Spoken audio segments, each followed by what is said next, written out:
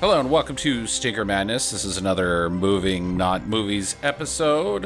With me is always Sam. My name is Justin. I should probably preface that because I forget who I am sometimes. Just want to be clear so that... You should run for vice president with Ross Perot. Oh shit, huh? Or... There's a joke 8 people got. Who am I? How did I get here? That was somebody else. Major Nelson? I can't remember. General something or other. Yeah. How's things going, Sam? How's the West? The weather's been shitty. Mm-hmm. It has still really not cracked 70 yet. Wow. That's supposed to be 90 here on Wednesday, which is going to be interesting. What are you drinking?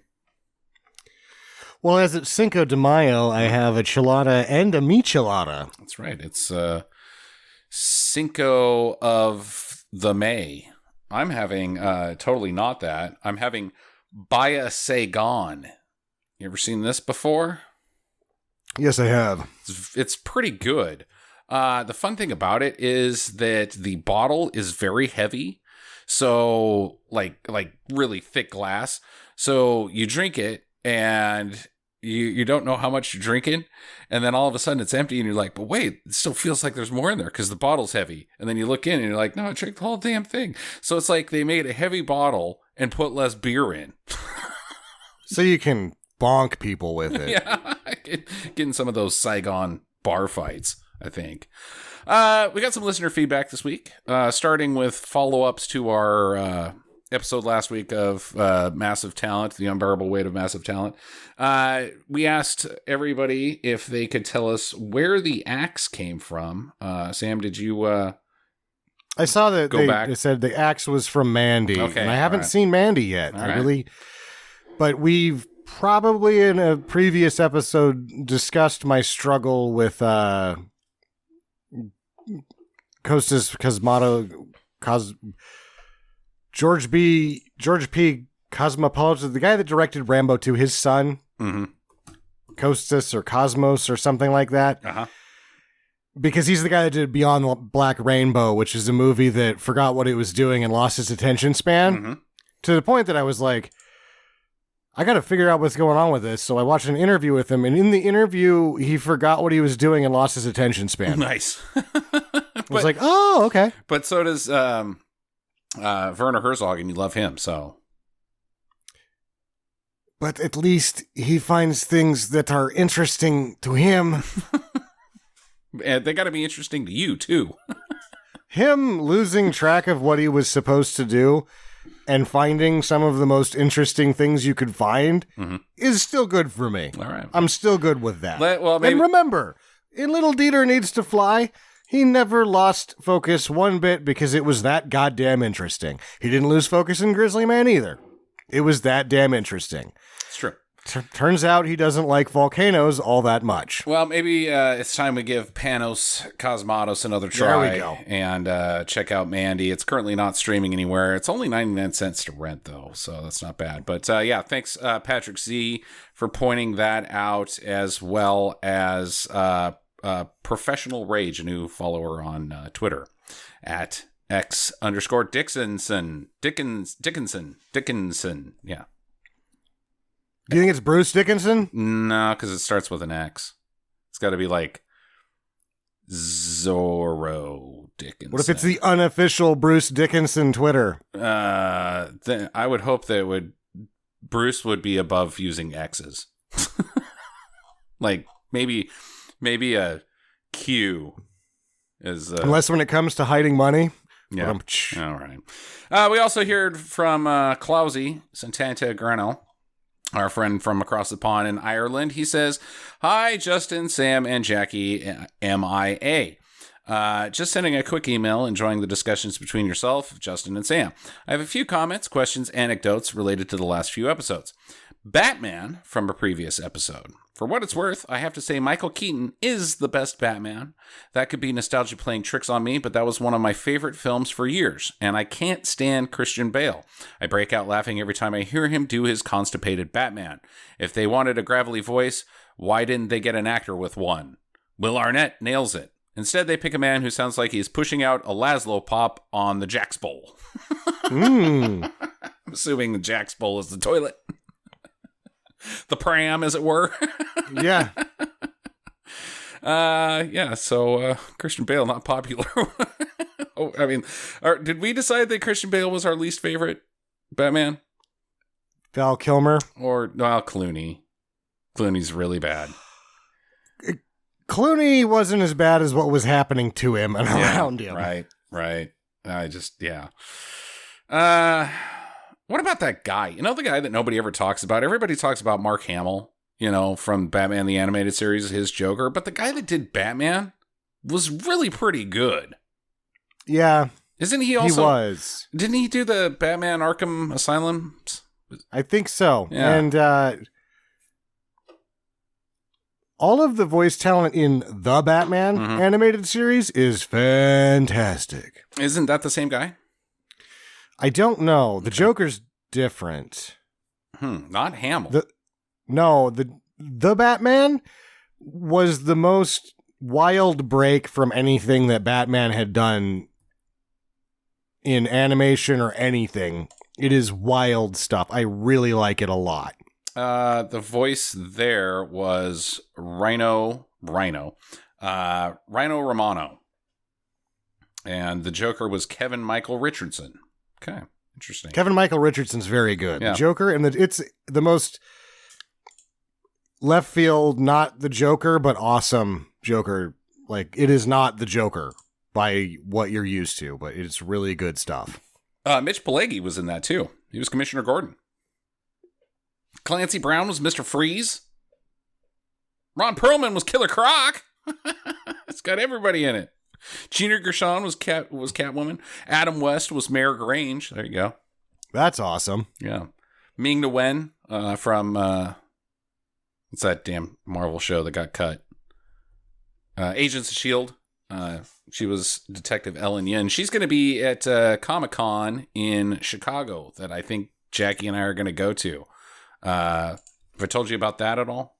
You have not. And that's going to be a big one. I think that's one of the almost San Diego-sized ones. Yeah, let's. I'll just go ahead and do the annoying click thing that happens with this mouse and do some more clicking. But let's see here who we got.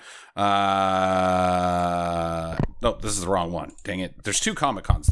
The Fan Expo is the one now. They took over basically as the exciting thing. Who we got? Elijah Wood, Sean Astin, Billy Boyd, and Dominic Monaghan. All four Hobbitses are going to be there. Boom. No? Don't care? Comics? All four Hobbits. Who cares? Yeah, I know. Just call it DorkCon. Just call that's it what it DorkCon. is. Yeah. Nerdicon 5000. Carl Weathers, Ron Perlman. Like those guys. Sure. Comics? Everybody from Clerks. Every single person from Clerks. There's at least comic tie-in there. Yeah. Brent Spiner, LeVar Burton, Jonathan Frakes, John Delancey, Gates McFadden. Pretty much everybody from TNG, except for, who he's busy still making lots of money. Feldman's going to be there. Corey Feldman? Corey Feldman. Why? I mean, okay. So last time that I went to a Comic-Con or one of these fan expos, Brent Spiner was there, and so was Marina Sirtis. And I got in there. There was no line. Got to talk to Brent Spiner for a long time and talked about it on the podcast. I'm assuming lines are going to be a little bit more intense in Chicago. Do I want to stand in line to meet Corey Feldman? I don't really care about any of the celebrity guests. If I was going to go to one of those things, I'd just wear really dark sunglasses so that no one could see that I was just staring at the cosplay titties and butts the whole time. Well, you could do that and meet Corey Feldman, because that's what Corey Feldman's probably going to be doing too. That would be whatever amount of time meeting Corey Feldman that I would be doing not looking at titties and butts. Okay. All right. So you think I should stand in line and meet Corey Feldman? Shake his hand. Sure. Okay. All right. I'll see. I'll check it out. I'd rather talk to You Ron should Perlman. compliment him on his handling of the third Lost Boys, which was a lot of fun. And be like, Sam said he knows that you guys did the second one so that you could get to do the third one. Good job with the third one. Right. Okay, back to Santana.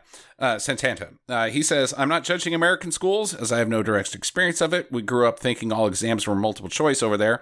Eeny, meeny, miny, mo, which that's pretty much what they were when Sam and I were growing up.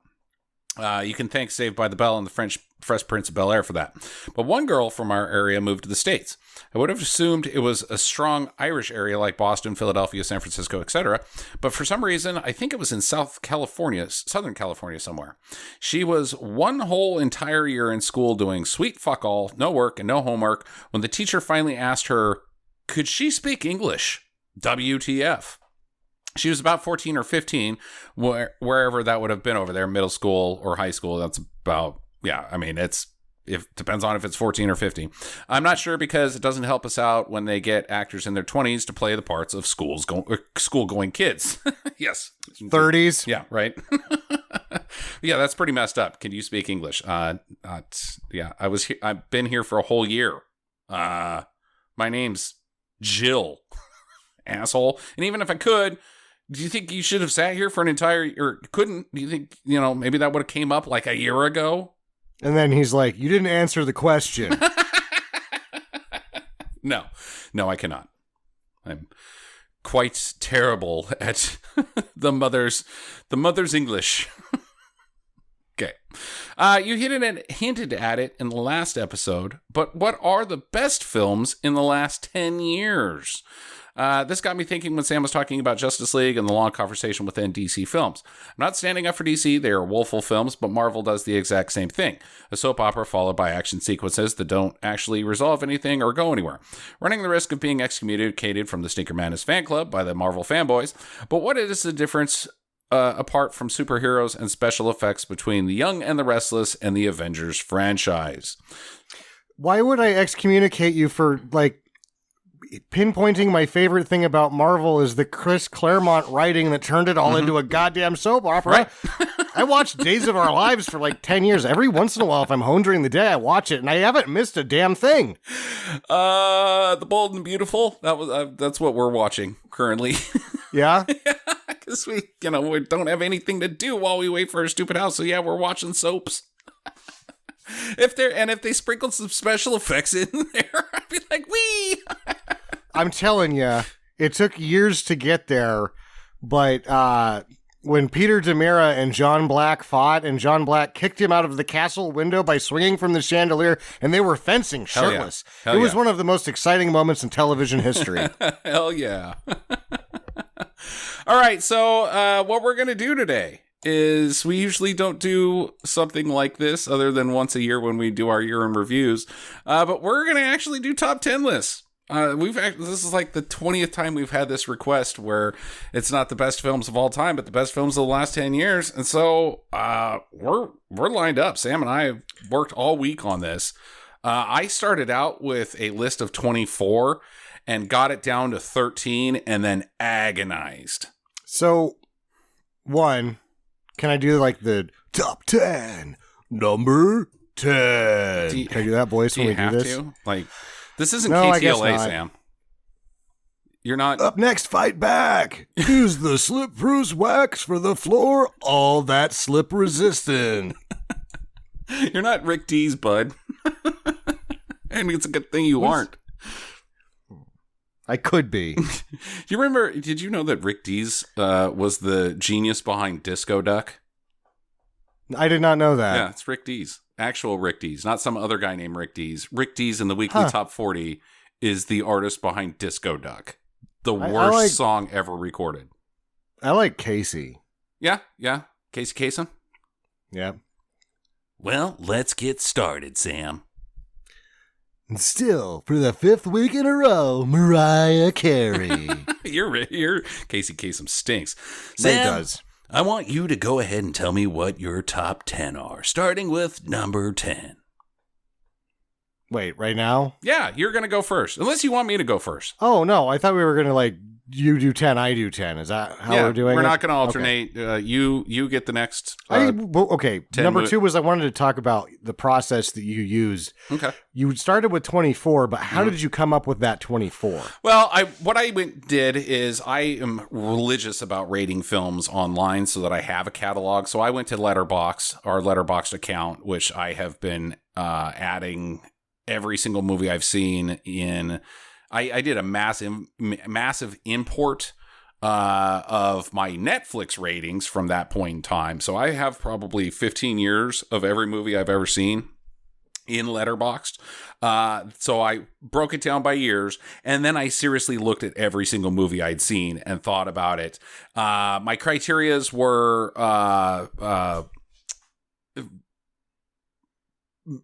whether I liked it. That's kind of important. Whether I thought it did something special that none of the other films surrounding it did.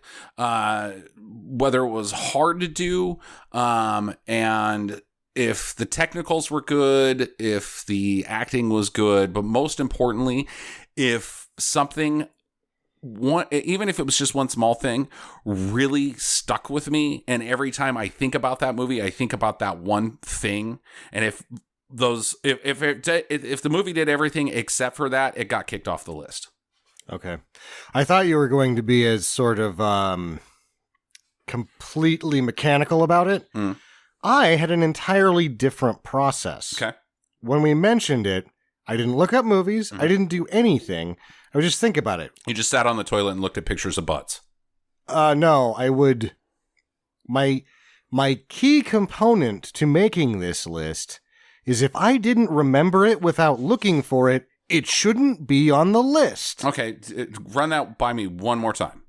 If I couldn't remember it without looking to see when and where, like without looking at lists or anything, if I didn't just remember it off the top of my head, then it must not have been a lasting enough impression that it should be on the list. Yeah, but then you could run into problems with like 9 Lives or something.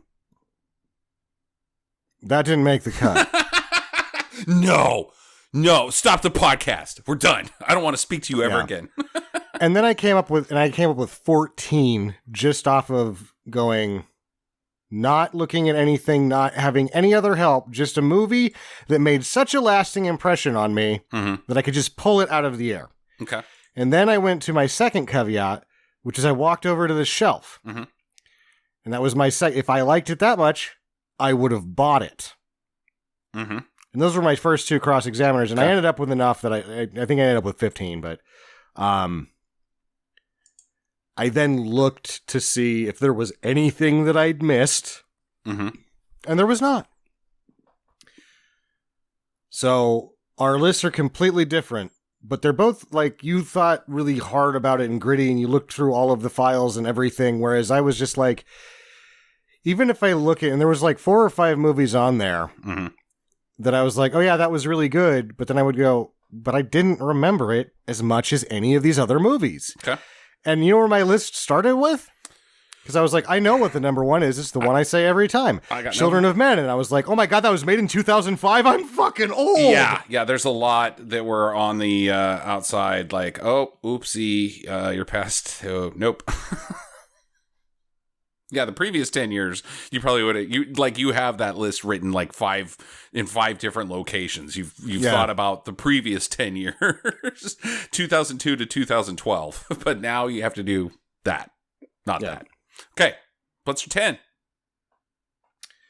Number 10 is Dunkirk, 2017. All right. Why? Because it was fucking beautiful. Okay. It was fucking beautiful, and it made me feel like, and it could be based on that one scene, or maybe Tom Hardy stole the number 10 spot as the goddamn pilot himself, and the cinematographer helped him out. But I loved that movie, and it made me think, you know what? Christopher Nolan is capable of not Inception or whatever that one is he just came out with. Tenet. That I didn't watch. Don't. And I was like, he does have some real talent. He needs to not do these terrible things. Yeah, the Hook films. The Hook films? Yeah, there's a hook. Yeah. Basically, every movie he's done has a hook in it, except for Dunkirk. Batman Begins and Dark Knight doesn't have a hook. Really? Does it? Oh, yeah, Dark Knight has a hook. It's, that the end, nobody makes it, and Batman's the bad guy. Okay. That's a total hook, man. It's not Inception levels of hooks or Interstellar levels of hook. I couldn't tell you what the hook is in Inception because it outsmarted itself into retardation so quickly that I was like, your math is losing itself in an incredible manner. I hate this movie.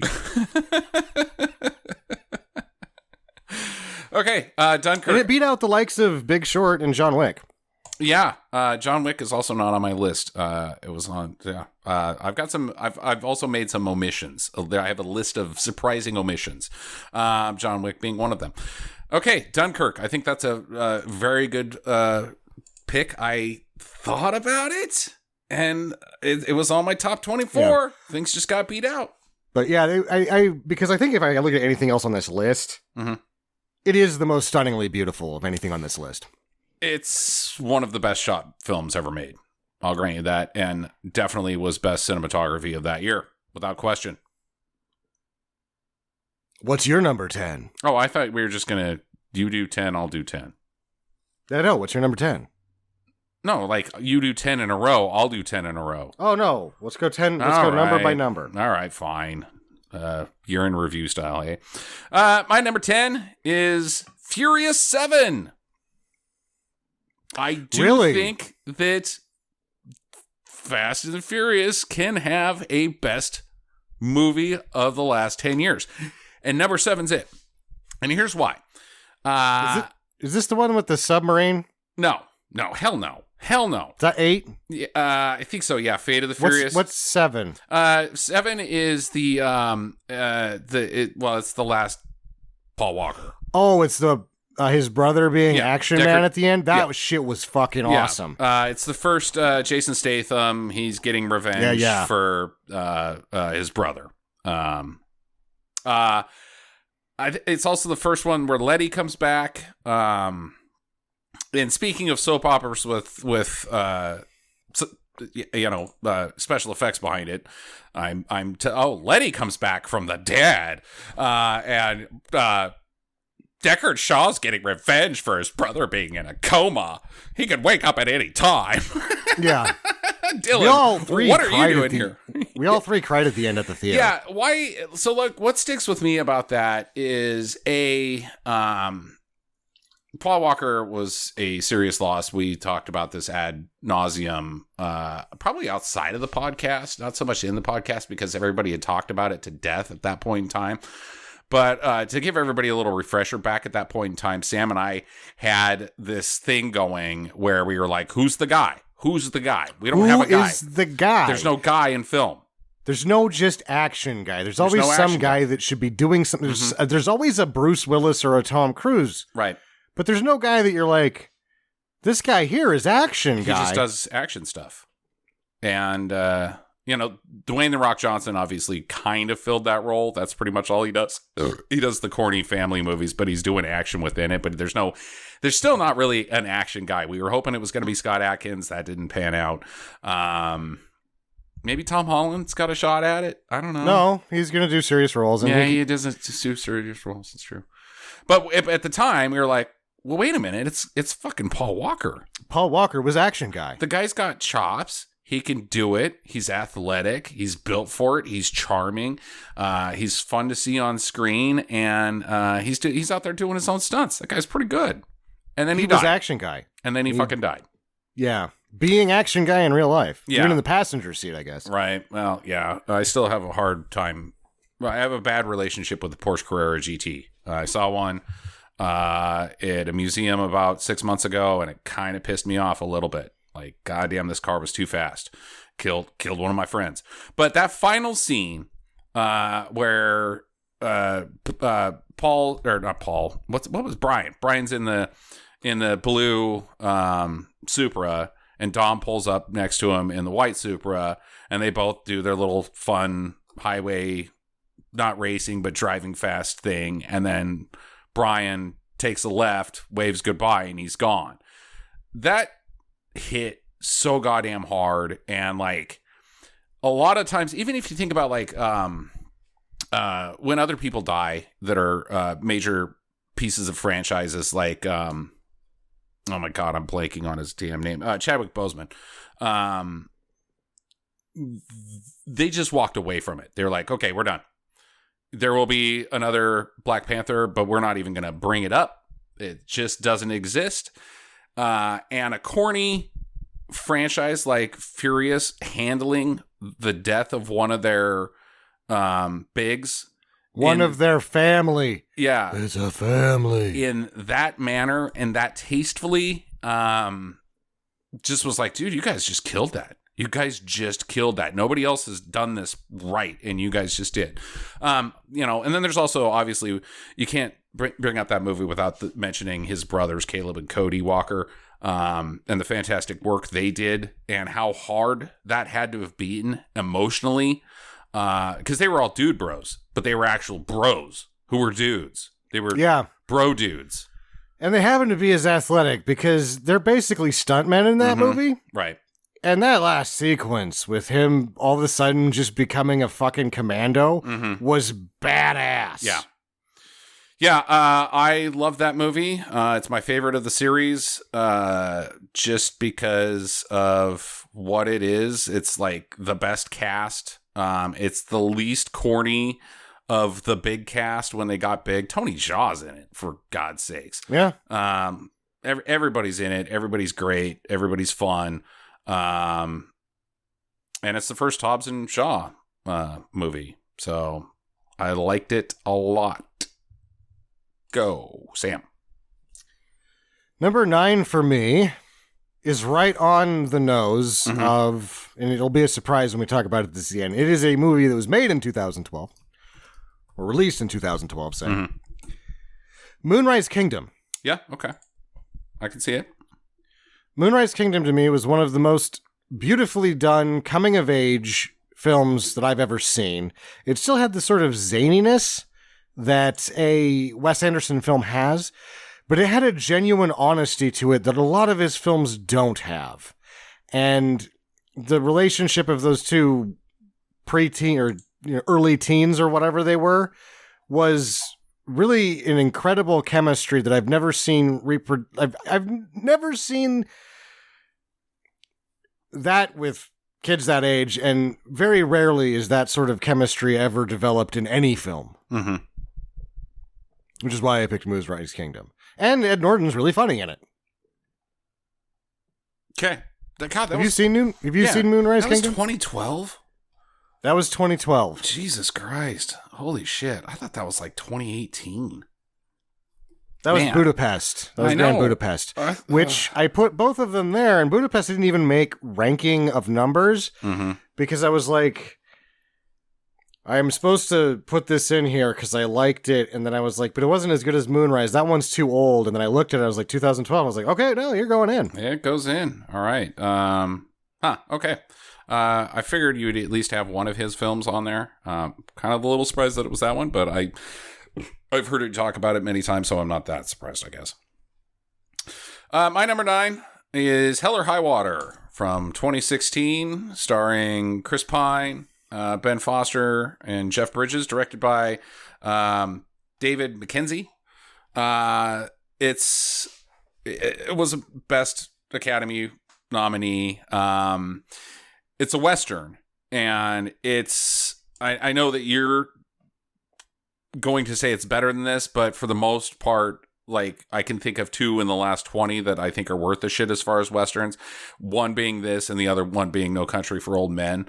Go ahead. Tell me I'm an idiot. No, whenever anyone starts blowing smoke, and I thought No Country for Old Men was fine. I didn't love it as much as the rest of the world. But when somebody starts blowing that movie, I'm like, have you seen Hell or High Water? Right. And they're like, no. I'm like, you should go watch that now and stop talking to me about No Country for Old Men. Yeah, it's also it's a failed. It is a failed heist movie, which everybody likes a heist movie, but this one's a dark heist movie. It's right at this time where I thought it just landed so well with what it was trying to do. The whole plot is that the family's been screwed over by the bank, and these two brothers have no choice but to go and rob a bank to try to save it. And Jeff Bridges is the cop or the marshal or whatever that's on their ass. I thought that it just sometimes movies come at the exact right time, and even being 8 years off of The Big Short 2008 financial crisis, I was still pretty pissed at the banks. I'm still a little pissed at the banks. And what they... sadly, it's partially why Donald Trump was elected, is that these people, middle America, heartland, were getting shit on by big money, and they had enough of it. And so you got this guy coming in saying, "Oh, I'm going to clean up everything," and by clean it up, I mean I'm going to put it all in my pockets and then walk away with it, never go to jail because I'm a fucking asshole. And then fail at that, but just fuck everything else up just as bad. Right. But dupe those people that were tired of that shit. I thought that Hell or High Water was not just a great Western and a great heist movie. I thought it was just a very well stated film that kind of had a pulse on how people were feeling that weren't the coastal elites. Yeah. Living in Idaho, we had to deal with a lot of this bullshit. Idaho's a big farming area. I now live in an even bigger farming area. I know these people. I grew up with these people. You know what I mean, Sam? You were on a ranch. Yeah, I grew up on a ranch. Cattle. Yeah, right. You understand it completely. Exactly. Yeah, and it was part of that group of Ty Sheridan movies that just sort of came out of nowhere. The actor from what was the motorcycle gang show? Anarchy, Sons of Anarchy? Yeah, Sons of Anarchy.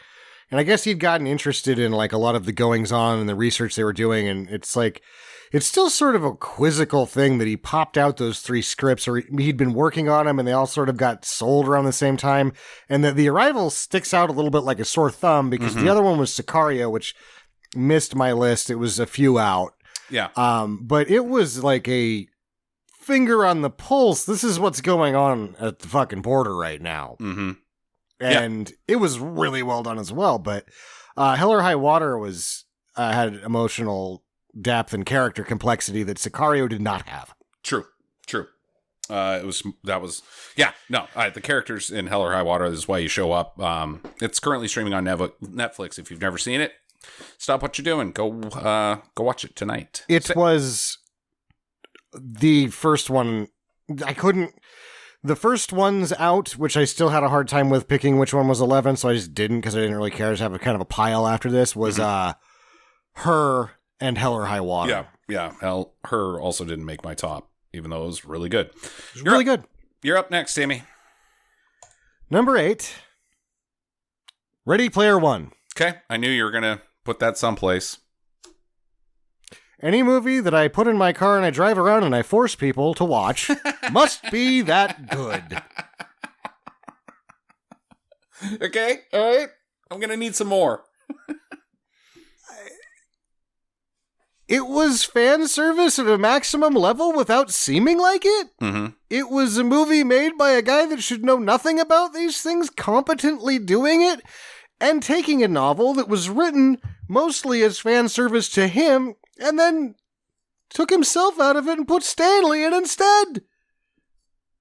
There was a level of Spielberg that happened with the making of that film when he was like, I actually didn't think I was going to pull this off.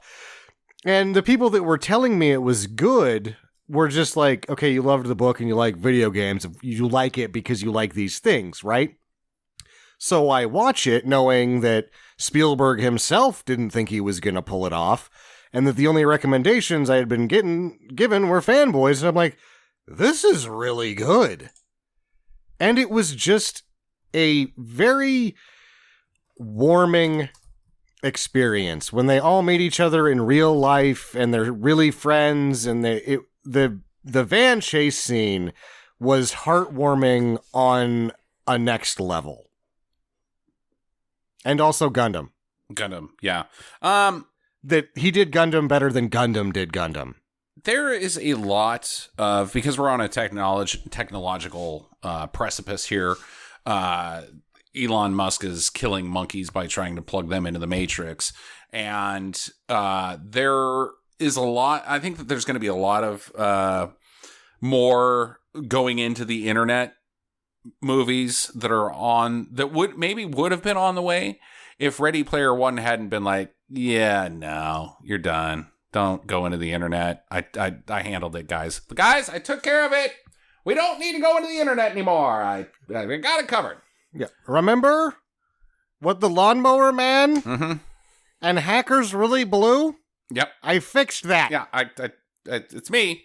It's me, Steven. Remember me? Kind of a big deal. I just made Lincoln. You guys didn't watch it. Narrowly outside. That was really good. Yeah, so he went ahead and took care of that for us, and that was a nice favor. Thank you, Mr. Spielberg. Because it's cool, and like, if you weren't super already plugged into tech, especially on the gaming side of things, and futurology, you would see a lot of things and be like, that's cool. And I didn't ever think about that. And when you have something in a film, usually is that science fiction-y, people go, oh, well, but that's just a movie thing. Spielberg did it in such a way, and I'm sure the book covers it as well, that is like, okay, that makes sense. I could see that actually existing in the real world. Like, that's not just the Matrix and bullshit. That looks like something, because the whole movie is very commercial based. Everything that they have is things that you can buy. I mean, the guy is dirt ass poor, right? And he's still one of the biggest deals in the metaverse. Fuck you, yeah. Zuckerberg. Eat shit. Your meta stupid thing is stupid. So it's accessible to everybody, and it's all like, well, I would buy that, you know. That looks cool. I'd buy that. I'd play that game. I'd jump into that thing. I'd do that. So Spielberg should just take over Facebook and like do us all a favor. No, he should keep making movies. Yeah, he should make more movies. It's true. Did you see West Side Story yet? No, I didn't. No, I haven't either. I'm not a fan. I'm not a fan, and I'm scared of it. But it's Spielberg, and I'm like, everybody says it's really good, and I'm like, God damn it, I don't want to watch that movie. I'm just hoping it wasn't like Sabrina, because I'm a huge Sidney Pollack fan. And if somebody asked me who the best director is, my answer is Sidney Pollack. You didn't ask me who the best auteur is. You didn't ask me who the best filmmaker is. You asked me who the best director is. Sidney Pollack directed movies, and they were all good. He didn't write, only half of them. And at the tail of his career, he took a really bad waiver on Sabrina, which was like, don't do that. The one Sabrina with Harrison Ford? Don't do that. And you watch it, and I was like, that's not bad. Not bad, Sidney. You're always good, baby. He's money. He's money. Sidney Pollack's money. All right. In the similar vein, about the same level of popcorn eatingness is my number 8. And the only MCU film to make the list, Guardians of the Galaxy from 2014. It was fun. I left Thor 3 well outside, but I remembered it enough to write it down. I still think Thor 3 is more fun. It's funnier. It is. I feel it's dangerous because every move... When we talked about what Spielberg just did, Taika Waititi fixed Beverly Hills Cop. Yeah. The action comedy. Yeah. And now everybody's going to do it, and most of it's going to suck. Yeah, it's true. We will hear from Taika Waititi on my list much higher. yes, Ragnarok is funner. Yes, Ragnarok is funnier. But that's not why I put Guardians on this list. We should all remember, in fact, I'm going to throw you under the bus because before Guardians came out, the Avengers had just come out 2012, and I told you we weren't expecting the Avengers to be good, and Jackie and I went to the movie theater, and I was like, dude, Sam, the Avengers was actually honestly really good. And you were like, no way. And then you saw it and you were like, wow, that was actually pretty good. So we had all been accustomed to, well, hey, the MCU is actually doing some really good stuff and with these comic book movies. Like, what the hell? You can't make a good comic book movie. That's not a thing. Yeah. Then you hear about Guardians and you were like, is that Adam Warlock space shit? I hate that crap. Adam Warlock fucking blows, and they're bringing him in. Who's this Star-Lord asshole? I don't even, that sounds stupid. And then I read some of the Guardians shit, and it was poppycock. It was Kree Scroll War bullshit. There was never anything interesting, inconsistent. They couldn't keep it published. It was a rag. It was a bit of a rag. And then me and Jackie went and saw it at the theater, and about halfway through it, I looked at both of you, and you guys both looked at me, and we were all like, yeah, this is not just fun good, this is good. And one of the things I want to talk about, and it's obvious, is Star-Lord's Super Awesome Mixtape Volume 1, right? Why that's so important is because to this day, I can't hear any of those songs without being pulled not back into the time they were made, because they're made before I was born, even though I'm super old, but to those scenes. Specifically, the scene where they're after the bar, and Star-Lord and the deadliest woman on the planet, help me out here, or in the universe, Nebula, Gamora. They're sharing the headphones, and it's Fooled Around and Fell in Love, and I didn't really care about that song. Like it was like one of those songs that's like, do you remember the 70s? Well, we've got a new collection, and it's two people, and you're like, these people are dorks, and I don't like this music. But then after that movie, I started listening to that song on the radio, and I was like, dude, this is a great fucking song. And there's lots of those throughout that entire movie, especially like the end. We're gonna do a dance battle, and not Drax. Ronan is like, what the fuck? It's just a great scene, and it's all driven because James Gunn loved that music so goddamn much. And I think back to also Forrest Gump and how great of a soundtrack that was, and how much that stuck with me. And I'm seriously I can't avoid Guardians of the Galaxy 1, even if I never see it again, never liked Marvel movies, anything like that. That has to stick with me because I listen to that type of music so fucking much. Even just I could just talk about every single one on that soundtrack and tell you exactly what was happening in that movie when that song comes on, and how well it fit with what was going on on the screen. The movie's bigger and better than just the soundtrack, but that's what I wanted to talk about, and why it's number 8 on my list. And why it is better than Thor 3, because it does two impossibles. You mentioned it made a great movie out of a rag comic, and it beat the Forrest Gump soundtrack. Yeah. That's like the Nolan Ryan strikeout record. Indeed. Okay, number 7, Sammy. Also, for me to defend it even further, you know how bad I am about I'm not watching that until I watch the one before it. I'm not watching these you can't watch these out of order. Right. If somebody that I know wants to start getting into it and they want to watch the Marvel movies with them, I'm like, just let's start here with Guardians, because it's not really in order anyway. And this is a better gateway drug to this than anything will be. Absolutely, without a doubt, highly accessible. Okay, number 7. 2016's La La Land. Ooh, wow. There's a musical on Sam's list.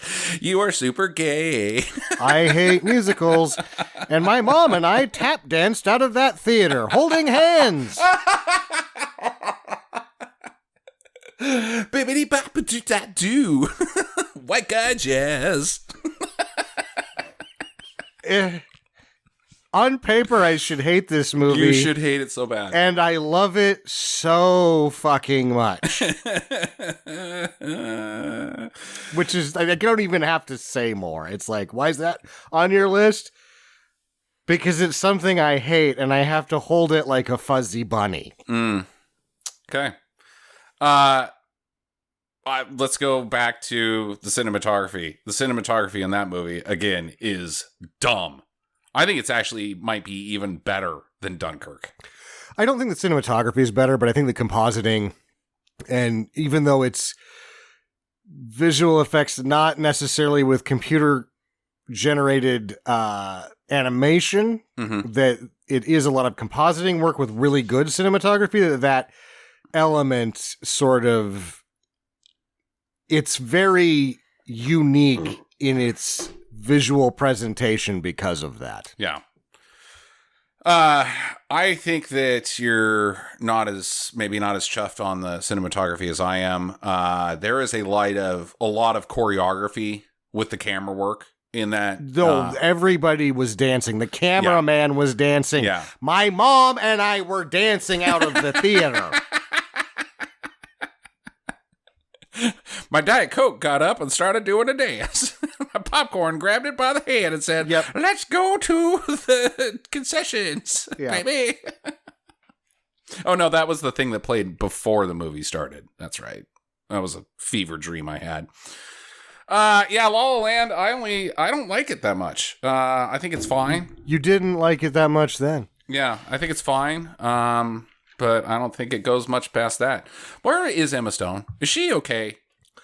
I think she had a couple kids, didn't she? I have no idea, but she is just not around. Like, where'd she go? Maybe she's being a responsible parent, if that was the case. I haven't seen her. I checked over there. I haven't seen her. I can't find her. Emma, you over here? Yeah, she might. I don't know. She was in that Queen movie not very long ago with... it was like 3 years ago, nominated for an Oscar. Olivia Colman won Best Actress, and she was amazing in it. But the film itself wasn't that great, and Emma Stone definitely wasn't. She was in 101 Dalmatian, or the Cruella de Vil movie. Yeah. Oh boy, and that stunk. I didn't watch it. I walked out after Jackie and I and the kiddo were watching it because the origin story of Cruella de Vil was that she loved dogs, but then she trespassed one time and two Dobermans chased her like out of a mansion, and then her mom was like, no, don't eat my child, but then like the Dobermans knocked her off a cliff and she fell to her death, and now Cruella was like, must kill puppies. I mean, it was dumb. It was so dumb. I was like, nope. I'm out. Okay, number 7 over here. Spider-Man Into the Spider-Verse. You can call it an MCU film, I guess. Not really. I mean, it could be now because of the multiverse, but at the time it wasn't. My only argument to support you is it's higher on my list. Okay. So I'm sure you'll probably want to talk about some of the same things. I'll reach out and just say that Miles is just such a great fucking character, and I'll reiterate what I said in the review is why it's a better. We only have 2 movies, and they're both superhero movies. Like the young kid looks up on the screen and says, "Mommy, that guy looks like me." Why Black Panther was such a big deal. Yeah, but he's not you. That guy's the king of a country that is hidden by magic science. You have nothing in common with that character except for the color of your skin. That's kind of sucks. Miles is your guy. Little boy. Yeah. You have a lot in common with Miles. Everybody's got a lot in common with Miles. I mean, like, Miles took me back to being 13 years old, 13, 14, and like what was going on in my life at that point in time. And I'm watching Miles do it while also being a superhero and awesome and funny and great and like he's got some family shit he's got to deal with too, and also save the world. The other thing is fan service. Did you see Far From Home yet? Nope. Okay, I didn't love it. I think it's actually the weakest out of the three, and I'm in a very small minority there. It's fan service, hard fan service, but I didn't like it. Like when Tobey Maguire shows up, everybody in the freaking theater lost their shit. Oh my gosh! Clap, clap. Like, dude, you guys knew he was in it. Like, you knew. Oh, there's Andrew Garfield. Wait, you clapping for Andrew Garfield? You didn't like those movies. You hated those movies. Why are you clapping for Andrew Garfield as Spider-Man? Like, oh, he's my favorite. No, he's not. You hated him.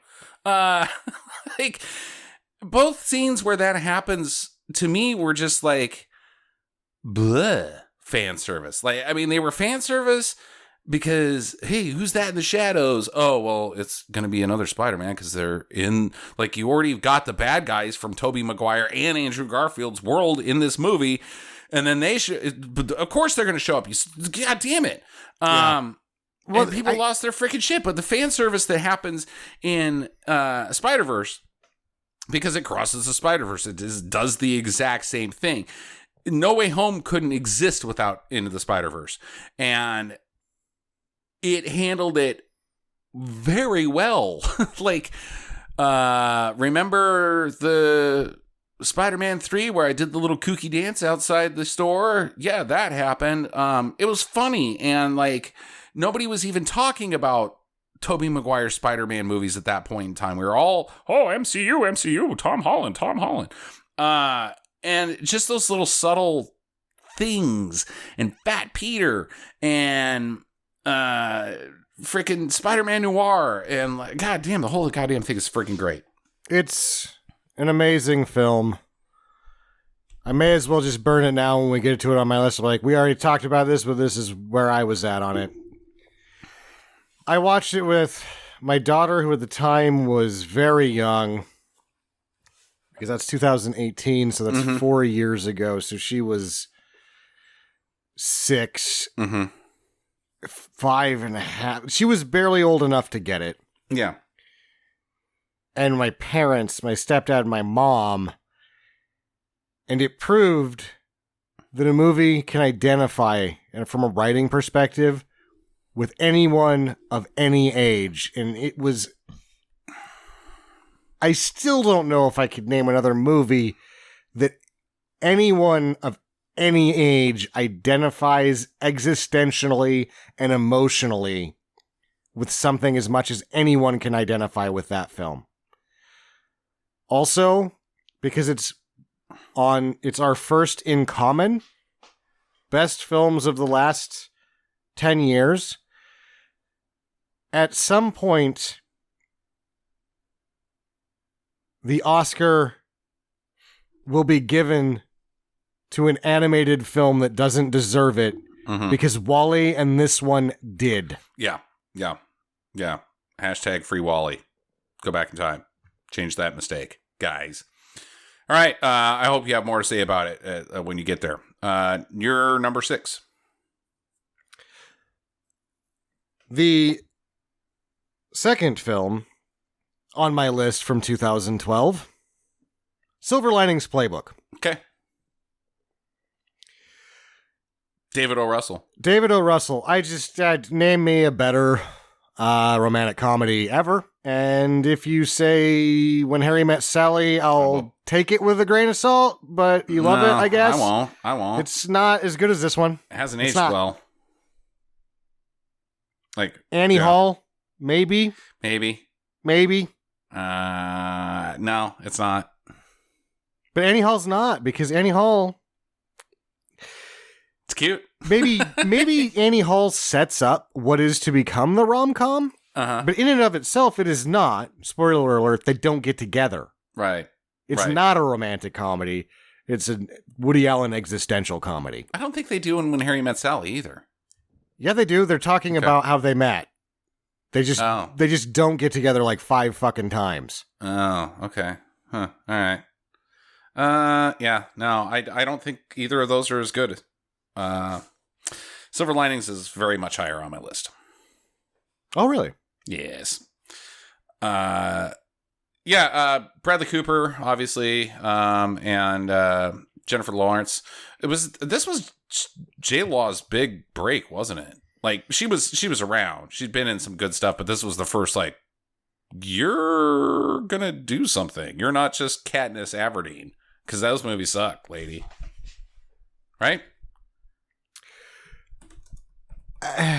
Like didn't she have a boat? I mean, that's the problem. You just those exist. Oh yeah, those exist. Right. I don't think she'd been in a good movie. Like Winter's Bone was like, oh yeah, Winter's Bone's where she came from, and it's a good movie. Good, but not like, wow, we could put her in good movies. And then she proceeded to not be in good movies. X-Men movies, God, those stink. What else? Has she ever done anything else that I liked? Troy was okay. I heard Mother was really good. Passengers with Chris Pratt I thought was actually pretty strong. It's not great, but it's good. Oh, that's actually the darling of the last 10 years, according to the internet. Because I did go back and look to see, because I made my list, I finalized, and I was like, stamp, double stamp, triple stamp. What's the internet have to say? Passengers. Really? Yeah. I liked it. I don't think it's great, but I thought it was good. I thought it was a nice science fiction. It's also it's a science fiction rom-com. Dark as shit, though. Yeah. Okay. My number 6 is Manchester by the Sea. Higher on my list. Okay. Wow. That seems like we had a lot of crossover, more than you thought we did. Well, we do now, but our first one was Spider-Man. Right. Spider-Verse. Manchester by the Sea from 2016, arguably the greatest year in film. Sam says it's 2012, apparently. Is rough. It is a rough movie. But you have to watch. Yeah. That's why it's up here. Yeah. Why it's higher on my list. Would you like to be tortured emotionally and cry by yourself? No. Well, you have to. You have to. You fucking have to.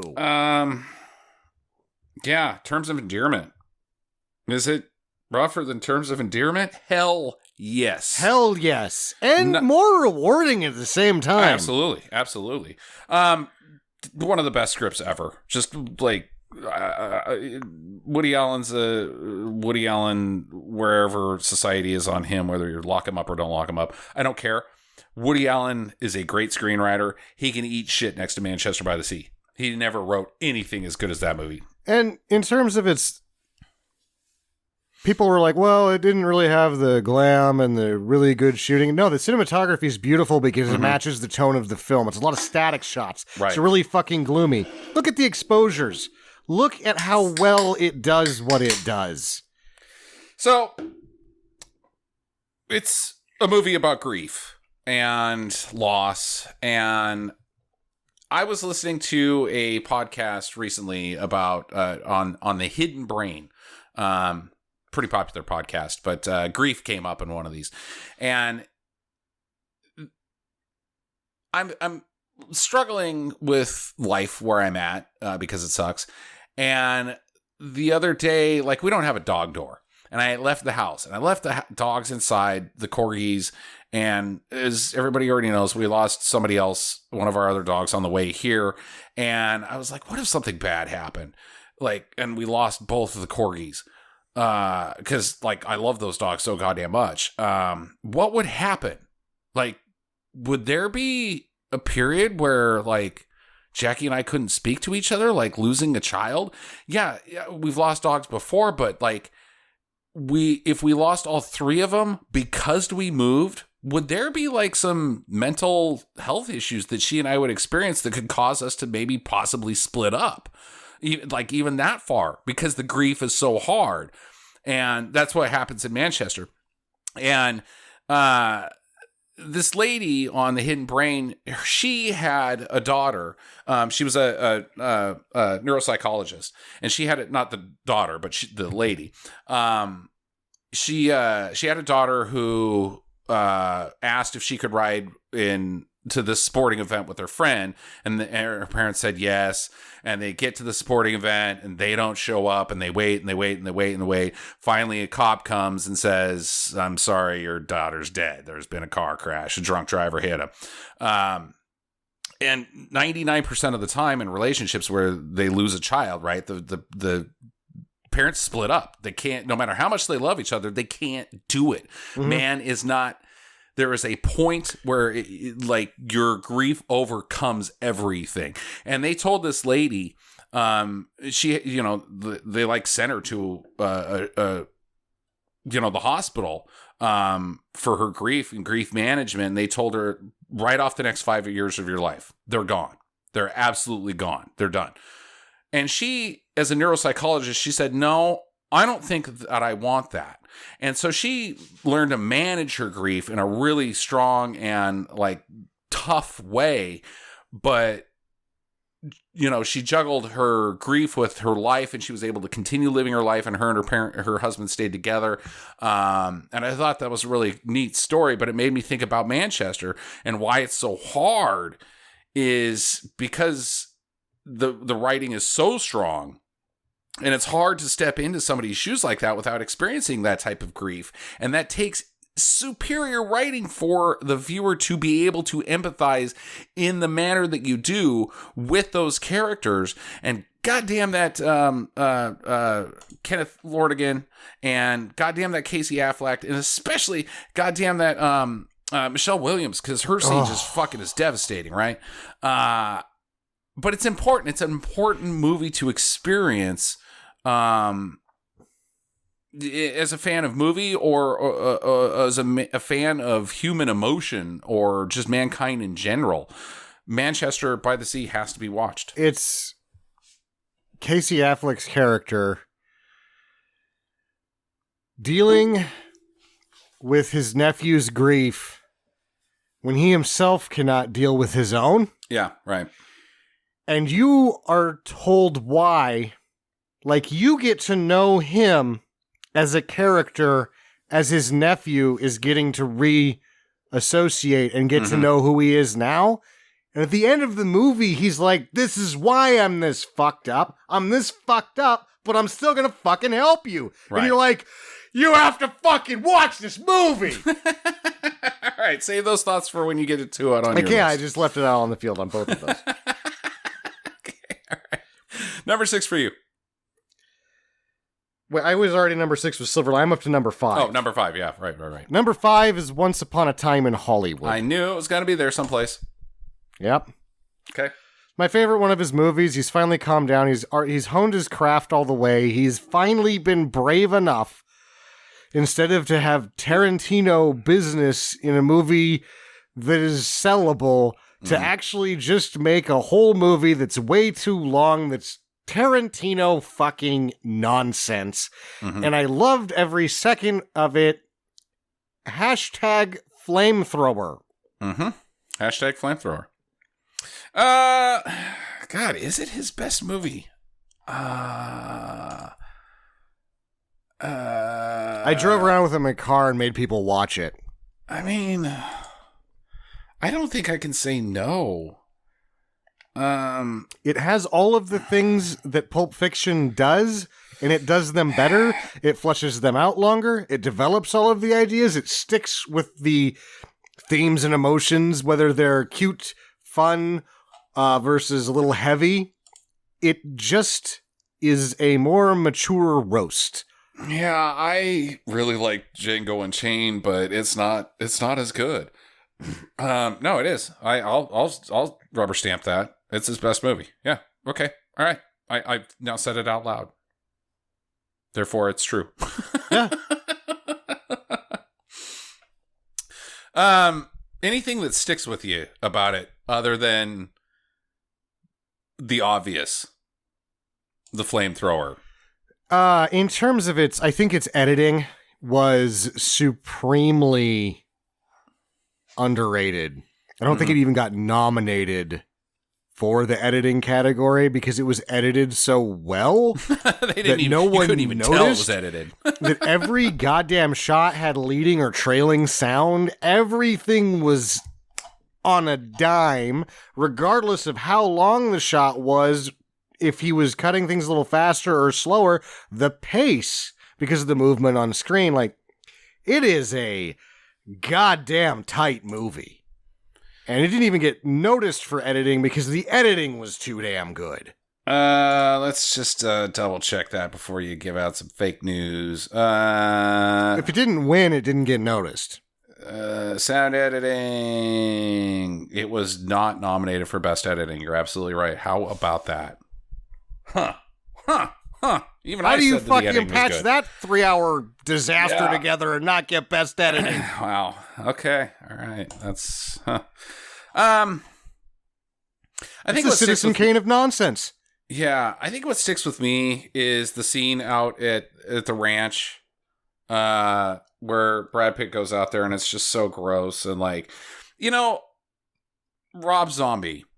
When you deal with rednecks, like a lot of movies just go into the Rob Zombie. We're gonna make Sure. Rob Zombie rednecks. Those guys are scary, but there's such a like a caricature of actual scary rednecks, and the Charlie Manson rednecks at the ranch are horrifying because I'll be honest with you, I didn't know that that's where the film was going. When he shows up at the ranch, it took me probably another 20 minutes before I was like, wait a minute, this is Charlie Manson's ranch. What the hell's going on in this movie? And I was already like disturbed by the rednecks stalking him. Even though I know he's a super badass dude, I still like felt fright for him as a character. Yeah, it's an interesting, weird movie that I still don't know how I feel about it. I definitely like it. I just don't know how I feel about it. Why I like it so much is it speaks to my own sensibilities of making a bad joke too long. Mm-hmm. Because this is a high concept film that isn't a high concept film. This is sum-upable and pitchable in one line. What if the Manson family rocked into the wrong house? Right. That's how you sell it. Mm-hmm. But then it's not that at all. It's not so that at much all. more and so much more imaginative. Right. And it's just a really long bad joke that's hilarious. It's just the title. It's seriously just the title. I love it. It's just... I've watched it 5 times already. It's only been out for 2 years. 2 years, yeah. All right, that's one we don't share. It was on the outside looking in. Number 5 for me is Moonlight, with the Mahershala Ali, that guy, love him. From 2016, the greatest year in film, according to me, not for Sam.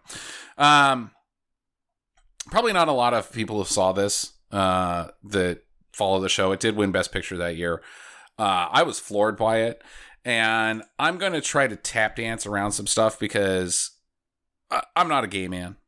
I don't attempt to speak for gay men. Sure. But I think that Hollywood does a very bad job of speaking for gay men.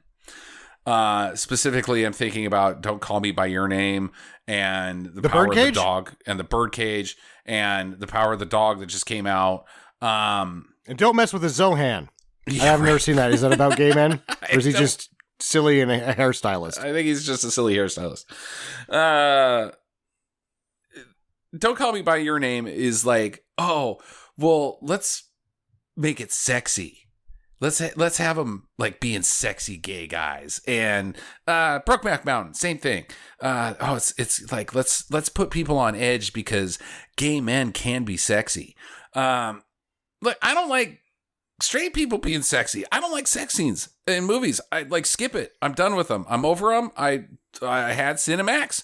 I don't need to see sex scenes. Like I want story, not people rubbing on each other. I don't need that. So like, don't make it about sex if it's straight or gay. Don't care. I'm checked out by that point when you're like, oh, dude, their tongues are all over each other. I'm like, who cares? Power of the Dog, nominated for Academy Award, boring as hell. But even past that, people were like, "Oh, it's such a strong thing that says something about gay people, dude, and homophobia." And seriously, the whole hook is that a guy, that Benedict Cumberbatch went to a guy's restaurant and ripped up his centerpiece on his table, and the guy killed him for it. That's as homophobic as it got. Vengeance for ripping up my centerpiece. Fuck off. That's not. Fuck off. That's like the homophobia in American Beauty's handled a lot well, and nobody even likes that movie. Yeah. This is not about any of that. Moonlight is like tough guys are gay too. It's also just like a really well done, normal gay people. Mm-hmm. Like, well, they're not normal because Black is a super bad dude, super big time criminal. But I guess in the way, I don't know that it's normal. Well, yeah, there is. There's a lot of super bad dudes out there. There's a lot of criminals. There's a lot of, and then like, yeah, anybody can be gay. Also, like, love spans years, all this other stuff. I thought it was a really good movie. I didn't even have it in consideration because of how I just thought that its subject matter elevated it above some films that were actually made better. Okay. La La Land and Manchester by the Sea, I thought were stronger pictures. Okay. And I thought that it was a very good movie. But because it was about this, it had to be... And the book had been sort of a darling around the literary circuit as well. Yeah, I just thought that, like, I'm not Black. I don't know what that's like. I'm not gay. I don't know what that's like. But this movie made me feel a connection with Black, the character. Trevante Rose is the actor. Everybody's deadly in it. Marshall Ali, God, that guy's great. He was fantastic. What's the gal's name that ends up being Janelle Monáe? And boy, is she hot. And also, like, just after she's like, I'm actually a singer, and they're like, well, you should just like be in a run of Academy Award winning movies. You should just do that. And she's like, but I wanted to sing. So yeah, she's really like really, really hot, like really, really, really, like really, really, really hot. And then I found out she's lesbian. I was like, you know, as a straight man, whenever you find out that like somebody you were like super bonered about is a lesbian, even though you have like, that's never going to happen, pal. You're kind of like, oh, dang, man. But then she said something at the Met Gala just last week, and her pronoun is they. So does that mean that the door swings both ways? I don't know. I Like, feel like I have the power to turn her back. Are you saying there's a chance? Yeah, I don't know what that. I don't. The pronoun thing. She is gorgeous. Oh yeah, she's good looking. And that's why I've always been like, especially when I was still single, or you know, you'd meet somebody and be like, oh, I hate the gays or whatever they're gonna say redneck wise, right? And I'm like, why exactly? It's unnatural. Like, hold on, I'm just gonna do some math for you. More chicks for you. Yeah, dumbass. You're like, I love lesbians. You shouldn't. Right? You shouldn't. They're better at screwing than you are, pal. They're fucking up your shit. All right. Yeah, I thought Moonlight was fantastic. It could have, like, the next four are so good that maybe in a different decade, Moonlight would have been number one. But the next four, it's all real close. But go ahead. Are we at my number 4? I think so. Spider-Verse. Okay. That's the same thing about, I said kind of about when you said Manchester. It had something for everyone, but it spoke to the human condition in such a universal way. Yes. That there's only 2 movies on this list. And that's what's special about the last 10 years, apparently, is start naming movies on that list. The list of movies that universally speak to the human condition. There's like a handful. And there's 2 on this list. Also, what we didn't really talk about is how fucking good the visual element in the unconventional 2D with a 3D. There was 3D, but they made it this sort of 2D look, and then they straight up did 2D animation, screen print look stuff. That film was fucking beautiful. Yeah. Oh, it sounded great. Super cool. Everybody's in it.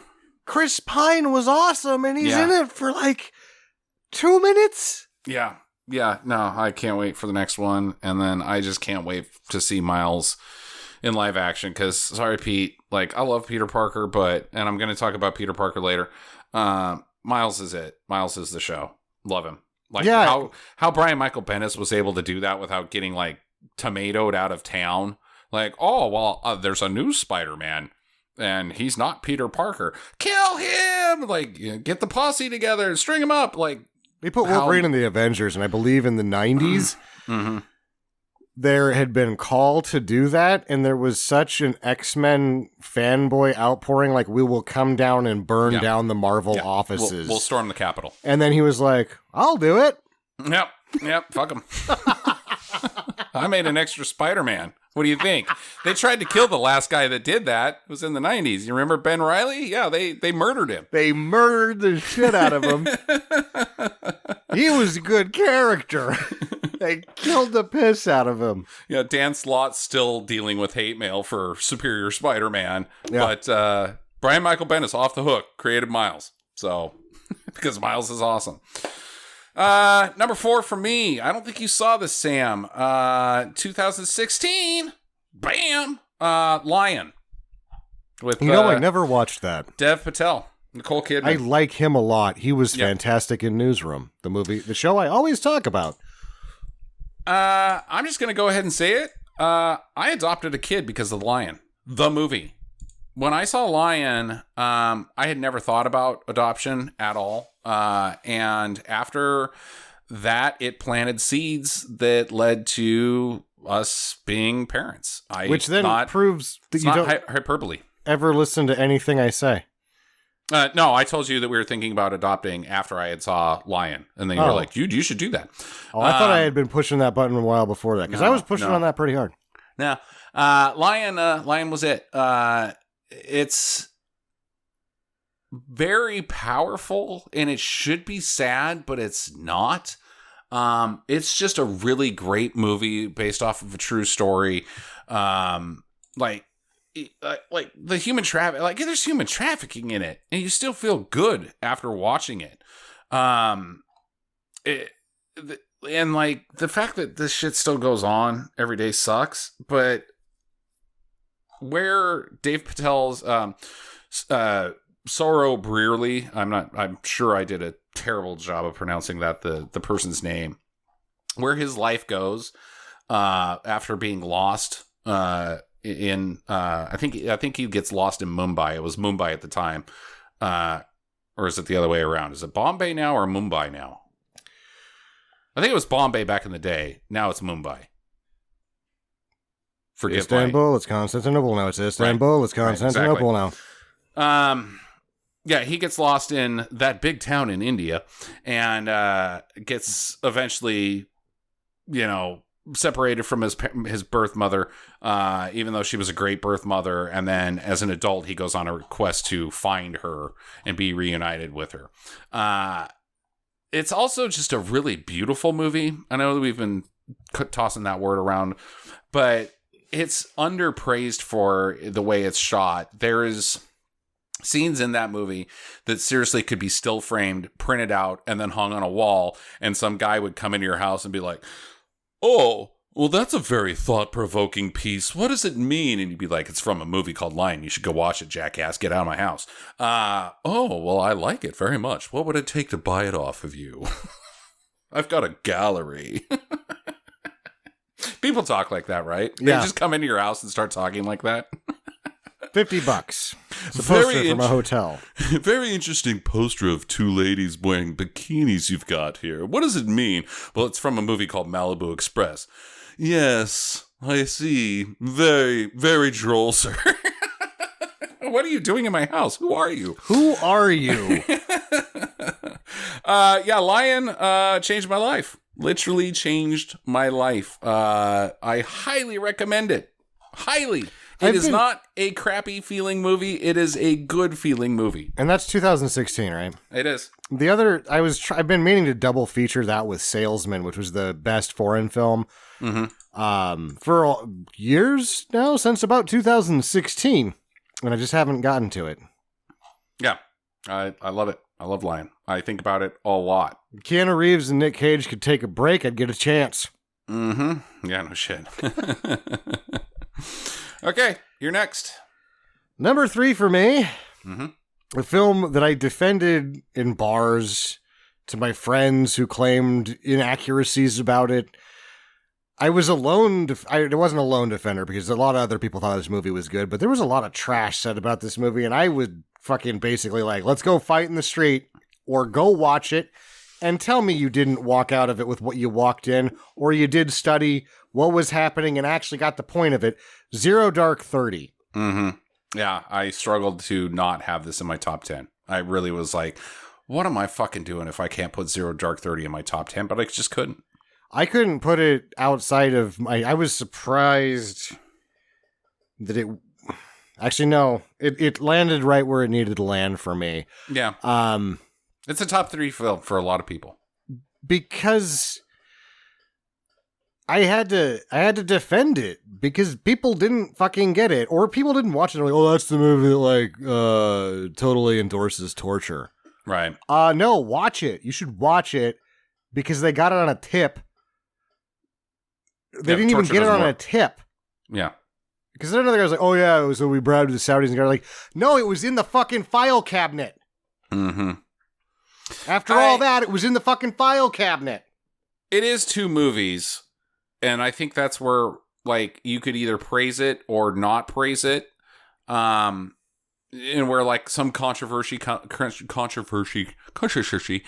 from is that it is 2 films, and the second half is so much better than the first half. That's what keeps me outside of the Jason Clarke stuff. If it had just been that the whole time, I'd have been like, no, I hated that movie. But the second half is so goddamn amazing. I think he's beautiful in the first half, and he's Really? probably one of the reasons why you still hate him, because you hated him in that movie so much that you still hate him. Yeah. I just didn't because like that he didn't first half. ever do anything right. Yeah.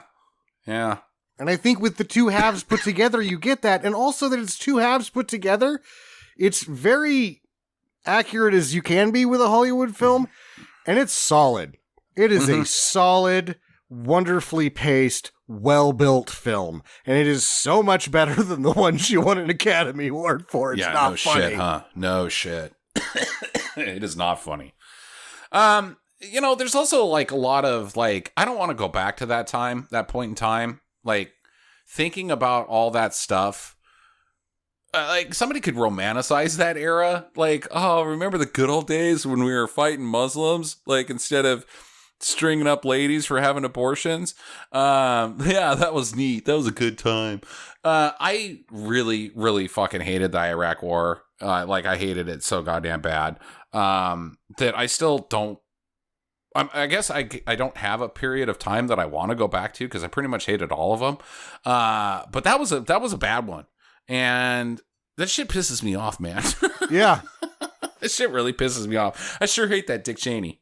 Sure hate him. You know, again, like we talk about a film that wins an Academy Award because of its subject matters and importance. Mm-hmm. This is a film that lost an Academy Award because of, or didn't even get really nominated because of its subject, or it got nominated, didn't it? Yeah, it got nominated. It didn't win because its subject matter's importance. It was, you don't want to actually look at what really happened. No. Yeah. This is important. It's an important film. It is.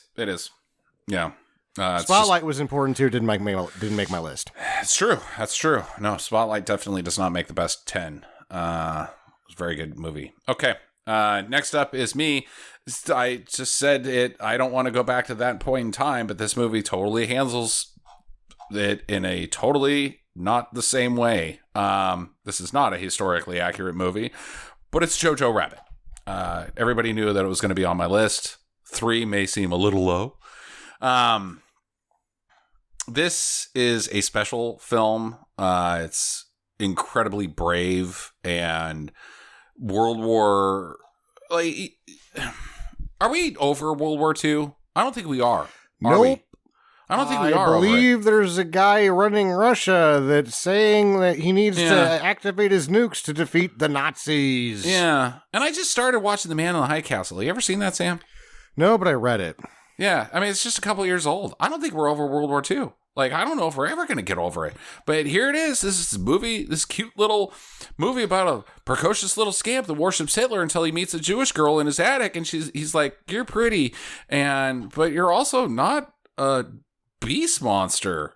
I was told you were a beast monster. Yeah. And she's like, no, just a girl. Go ahead. I haven't seen it still.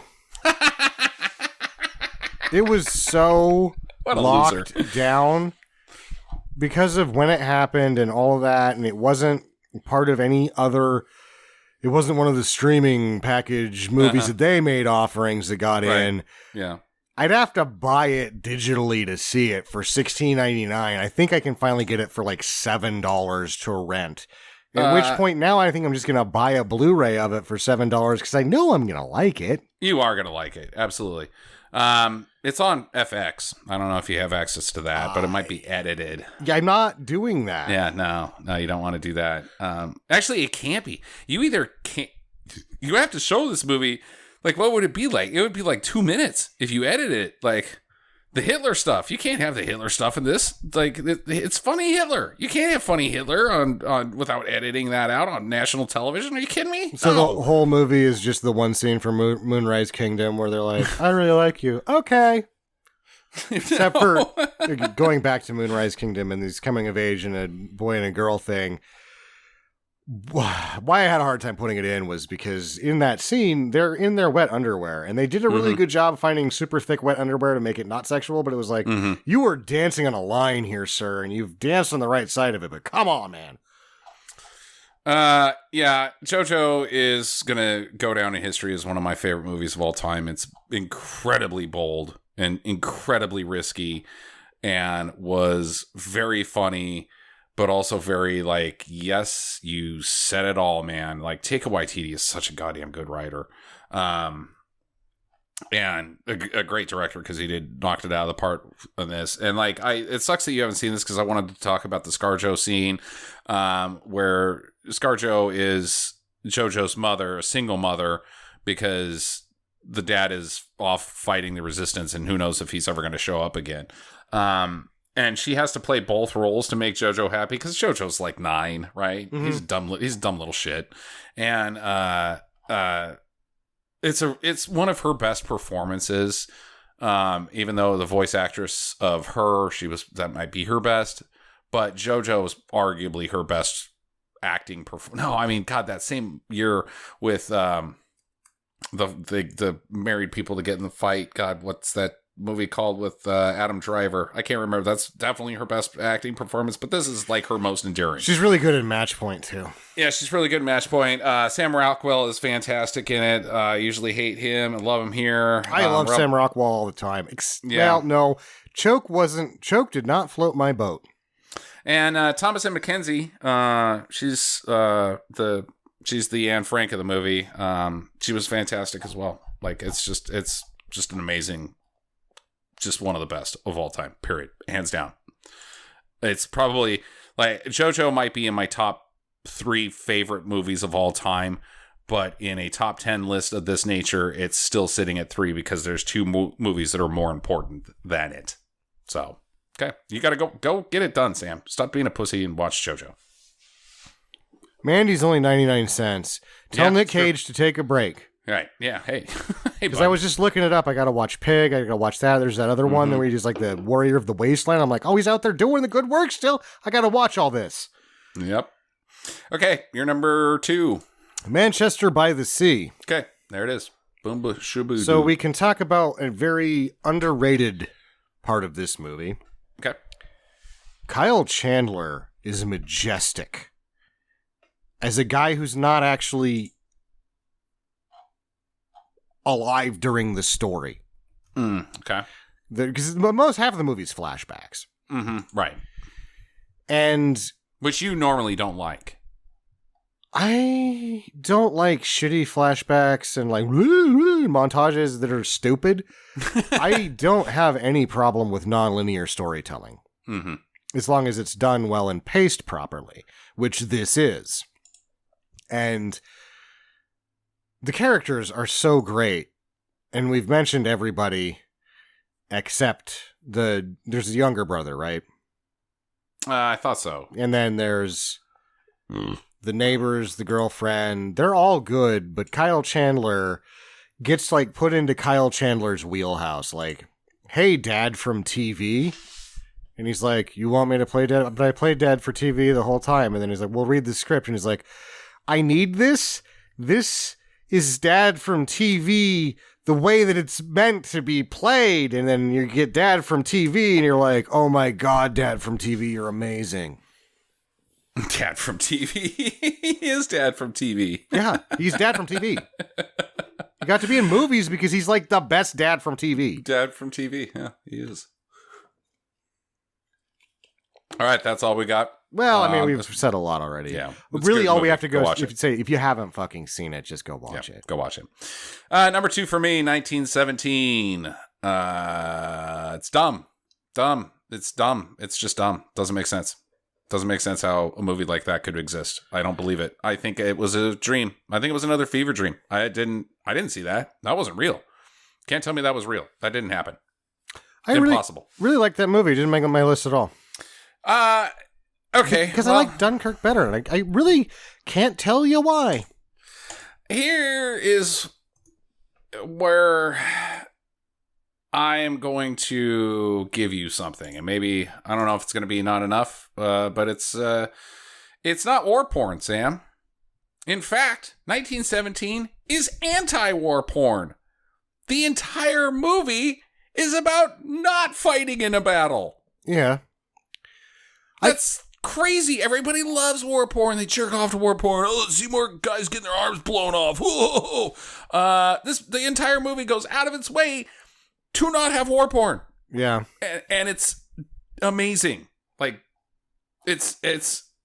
I don't even know how to explain 1917. It doesn't make sense. It's stupid. I think I can tell you why I didn't like it as much as everybody else liked it. Mm-hmm. The long takes were done to be long takes. Right. Not to accentuate the storytelling. They were a flexing of muscles in filmmaking. Oh, I disagree. It worked. Worked, but it wasn't done for the same reasons that the long takes were done in Children of Men. And that's something that personally I was like, this is a really good movie.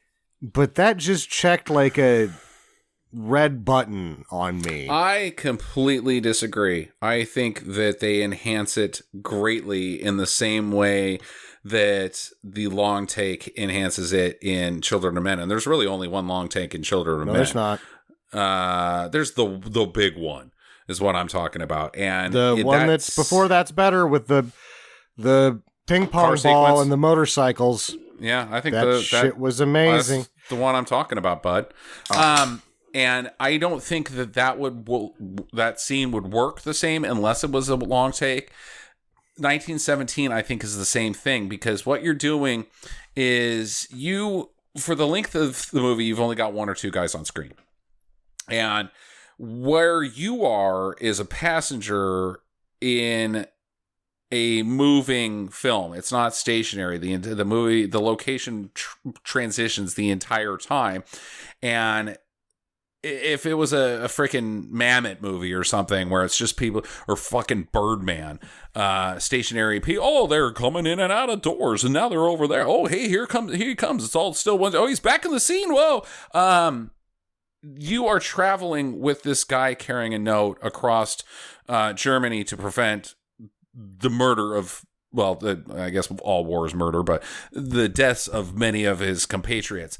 And so you're essentially attached to his shoulder and traveling with him. Well, takes wouldn't work as well for me in that because you would get not the same sense of movement and where he's at and how far he's gone.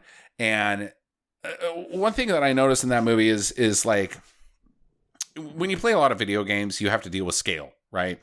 Especially games that RPGs or exploring games, you're dealing with scale. Is how big is this map? How big is that map? And a lot of the times they cheat that by scaling things down. And in video games that kind of works, but in movies it usually doesn't. You have a reverse shot and an object that was next to the character 3 seconds ago is now very far away from that character. They didn't do that in 1917. The timing of it matches the period of travel because he doesn't have to go far, but what he has to go through is hell. And I disagree completely. I think the long take is the only way to do that movie. Yeah, I think it is too. And this is not what I was arguing. Okay. Because I've seen the making of both. And they wanted to create that feeling and they wanted to make a long take movie and they wrote perfectly around it. Uh-huh. Whereas in Children of Men, he had to bust his ass to sell the idea of these long takes around this thing that was already written that he was trying to do. Yeah. And that movie cost too much and didn't make any money because it was so fucking uncompromising and it pushes all my ideological can't make any money if you do it the right way buttons. Okay. And I don't have any problem with. I thought it was great, but the writing was around the filmmaking instead of vice versa, and that's why it didn't make my list. Agreed. The filmmaking is the centerpiece, not the writing. Absolutely, 100%. And I think it's one of the best filmmaking experiences I've ever seen. And boy, did they write around that filmmaking. Yeah, they sure did. Yep. But yeah, God, I sure hate that war porn. And there's lots of people that don't like 1917 because it's not war porn. And I just look at them and knowingly like, I'm glad that you hate that movie. Yeah. I'm so glad you hate that movie, you fucking douchebag. You want to really hate a movie? Watch Thin Red Line. Yeah, go watch a Mel Gibson movie and jack off, buddy. Did you remember when Vince Vaughn was on the murder sled from the murder sled that the guy that didn't kill anybody was like, I'm the murder sled driver. I was in one battle. Like, no, that guy did that like 60 times.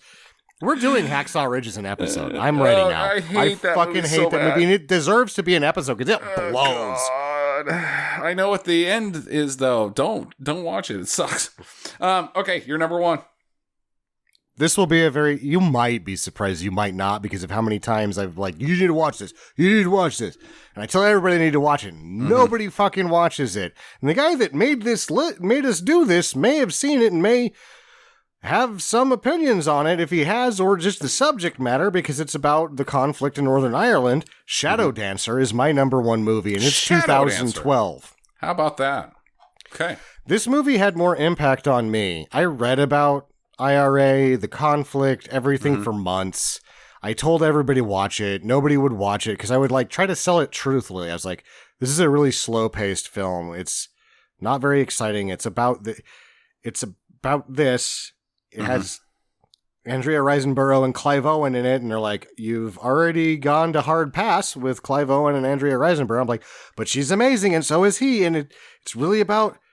It's about so much. It's about these two characters, but it's about the conflict itself. It's about everything that was happening then, and it's such an impactful movie that it is my number one movie of the last 10 years, because when I first thought about this, I was like, well, is it Children of Men or is it Shadow Dancer? And I found out how Children of Men was, and I was like, Jesus Christ.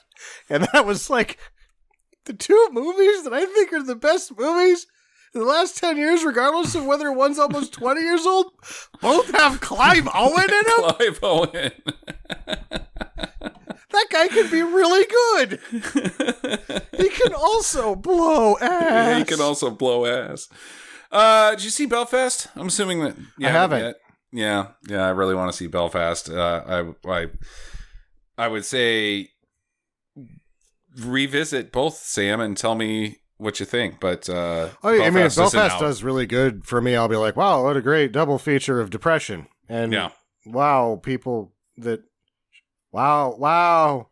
Like everything about Shadow Dancer is just like, wow. I don't want to spoil anything because nobody's seen this. We've talked about stuff that are kind of spoilers. I have not seen it. And most people have seen the movies that we were spoiling a little bit. Mm-hmm.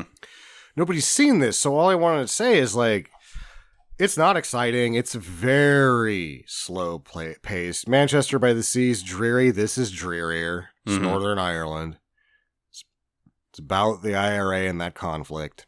Right. And it's about two people as much as it is about that. And it is... everything that happens just is like, wow, wow, wow. And then I read about it for months, and I tell everyone to watch it, and nobody watches it. And I'm like, gosh, you got to see this movie. Okay, well, you are in a small minority on that one because it is not a popular film. Like, not popular as in nobody saw it. Nobody liked it. Just kind of think it's just okay. I think they missed the point of it. Maybe. Gillian Anderson's in it. Oh, yeah, I think so. Littlefinger's in it. That's, yes. I like both of those actors. So. He's one of my favorites. Boy, and King Arthur, Tale of the Heist, wasn't he something? Aidan Quinn's great. Yeah. Aidan Quinn, you mean Aidan Gillian? Aidan Gillian. Yeah. Gillian Anderson. Yeah. Ryan Fitzpatrick Fitzryan. Patrick Mulroney McDermott. McDermott Mulroney. Yeah. Okay, my number one. Silver Linings Playbook. Number one.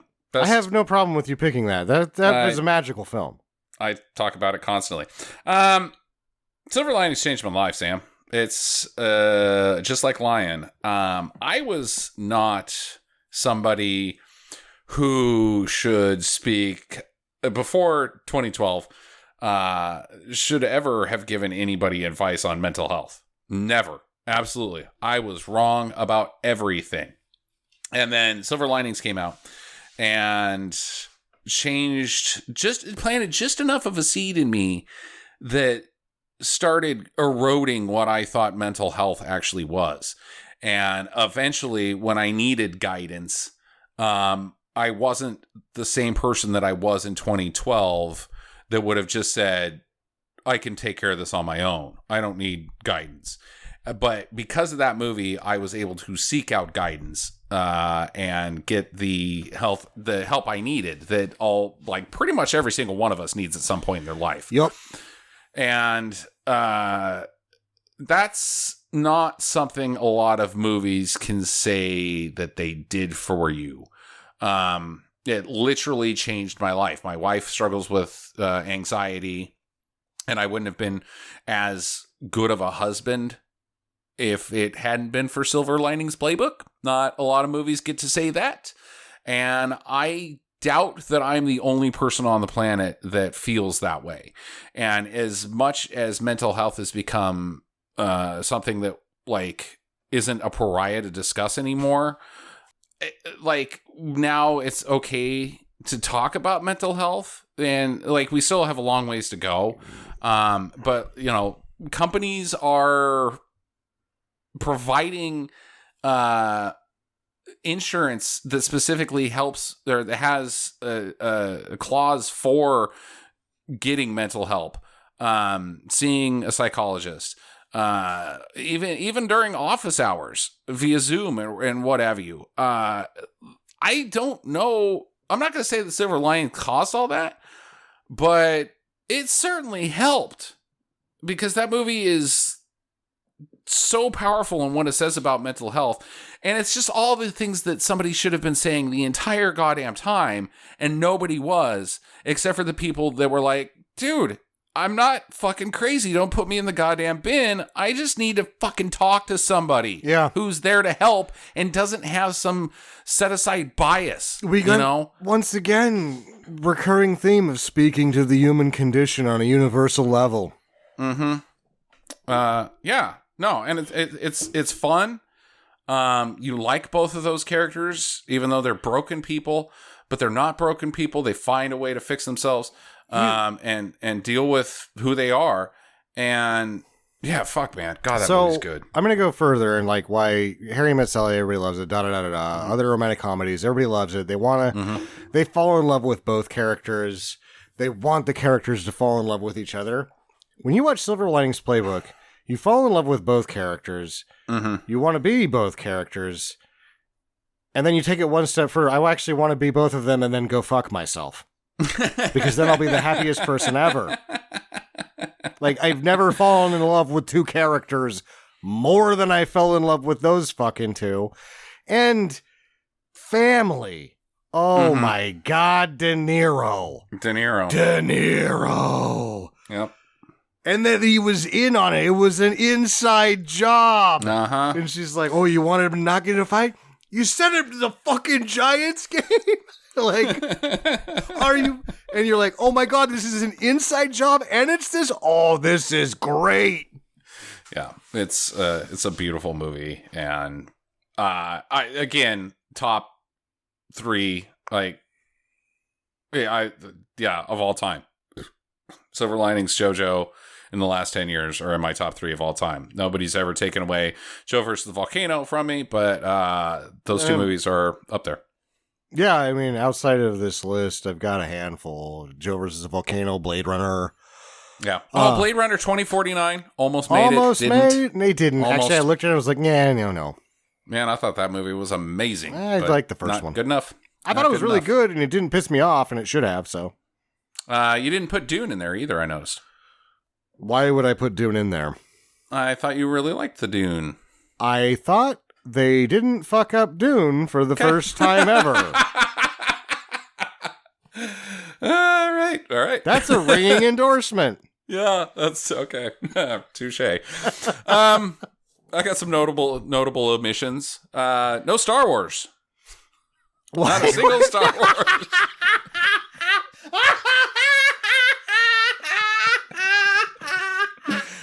Megaforce isn't in here. What the fuck?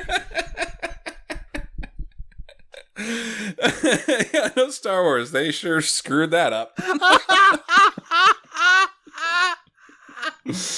No live action Spidey. Everybody loves the yeah. Well, the we were Spideys. talking about our childhood too. Like live action Spidey, we both love. Star Wars, we both love. You didn't like Rogue One. I really did. Yeah, I'm surprised Rogue One didn't make your list. Because there you go. Notable. You're laughing about the Star Wars, but you loved Rogue One. I did.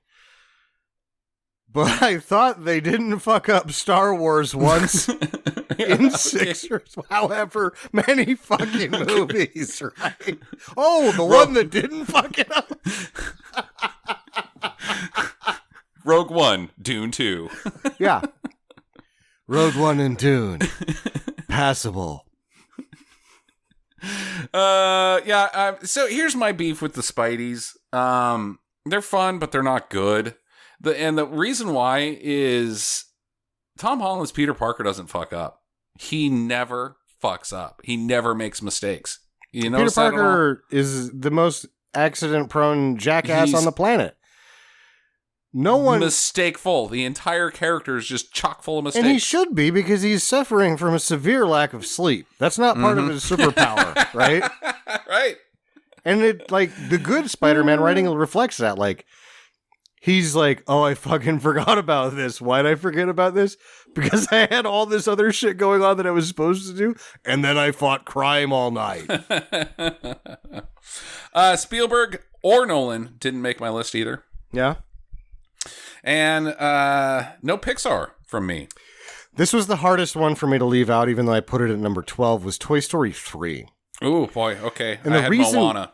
is because what a great story and what a great closeout. And also, Toy like, Story from 3 a is really good. filmmaking perspective, Pixar, like, cockhammered the rest of computer animation with how realistic and good some of that looked, with how it blended with the way Toy Story was supposed to look. I was, like, mesmerized by how good that looked. Toy Story 3 is 2010. You talking Toy Story 4? The newest one, 4. Yeah, 4. Toy 4. Yeah. I don't even know how was, many there are. Moana. Have you seen Moana? Of course you've seen I- Moana. my You got a daughter kid. loves Moana. We've watched Moana like 4 times, I think. Yeah. I really like it a whole lot. Yeah, I really, really, really like Moana. I did make my top 10. Not a single Pixar. It's too bad. Big Ford Short versus Ferrari didn't make your uh, either. Ford versus Ferrari was a movie for me that I thought it was the best movie made in a weak year. Yeah. Okay. All right. Let's hear. Gentleman Man from U.N.C.L.E. I wanted to be able to put Guy Ritchie in, but I'm like, oh, you can't be in here. You do your thing, buddy. Yeah. You just do your thing. Yeah, you're over there. Captain America: Winter Soldier didn't make mine. Even though it's one of my favorites. Whiplash, Anchorman 2, Wolf of Wall Street. Anchorman 2 didn't. I thought you'd do Anchorman 2, even though nobody else likes it. I like it. Got Machete Kills. Yeah, That was brilliant. That was the only thing I touched on the shelf that I was like, okay, this I guess is in here, but I'm not going to put it on the list.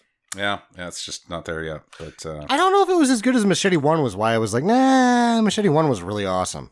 oh man, it's close. How much longer All are we right. going to go? I got to piss. I'm done. So I think that's it, Sam. You got anything else to add? I do not. Go Okay. watch Manchester by the Sea. Go watch Jojo Rabbit, Sam. We'll wrap up there, and we'll catch you guys next week. In the meantime, get to the chopper.